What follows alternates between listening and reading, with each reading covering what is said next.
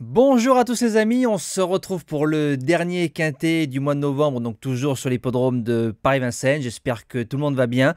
On revient sur le début de semaine, donc lundi on tape d'entrée de jeu notre premier objectif, Give Me, qui s'est imposé à 15 contre 1, comme j'ai expliqué, avec des chevaux qui se bagarrent, Johan qui la joue pisteur.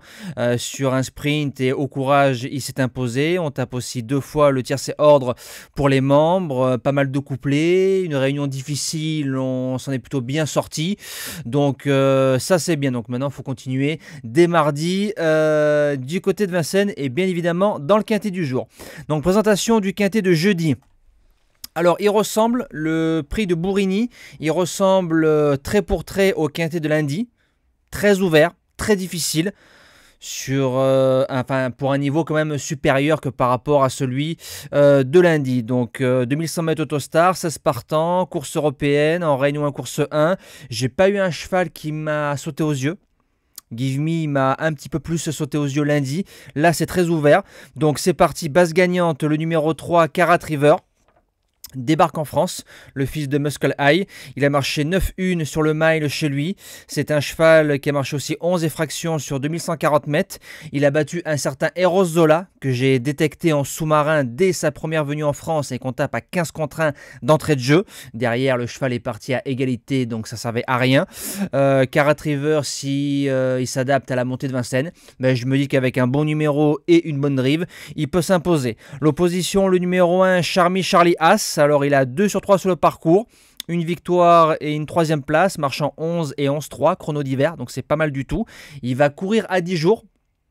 Il aura le couloir numéro 1, donc il faudra démarrer. Il suit tous les trains, il est très fort sur un sprint. Voilà, si on lui donne un bon parcours et qu'il a bien récupéré, il ne sort pas du tiercé. Pour les chances, on commence avec le numéro 16, Canito De Venti. Donc il est mal embarqué en deuxième ligne, tout à l'extérieur.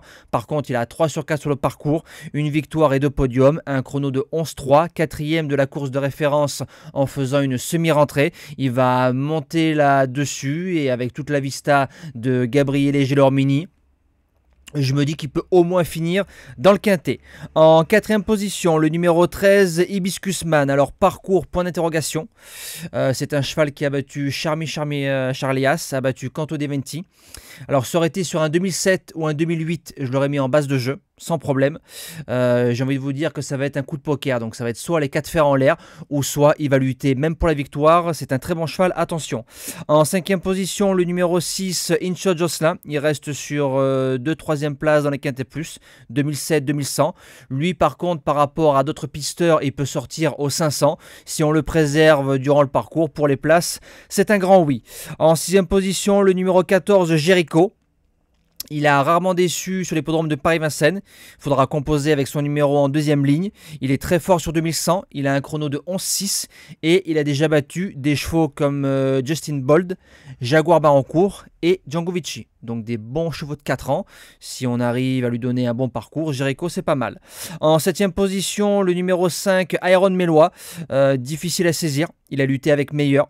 Maintenant, il a déjà gagné sur le parcours. J'ai envie de vous dire que comme il connaît Vincennes, ce sera une question de mental. S'il est dans un bon jour, attention. Et je termine avec le numéro 2, Intouchable.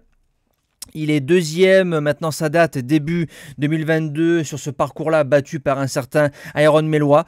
C'est un cheval qui attend. Par contre, il a une belle ligne cet été à Enghien où il fait deuxième de Hibiscus Man et de Indigo de Fontaine. Donc une excellente ligne avec Johan en le drivant en sous-marin. Un peu une même course comme il a donné à Give Me. C'est plus un 5e possible dans cette épreuve. Moi, je vous dis à demain pour le quintet en nocturne sur l'hippodrome de Vincennes. Passez encore une belle semaine et un bon quintet à tous.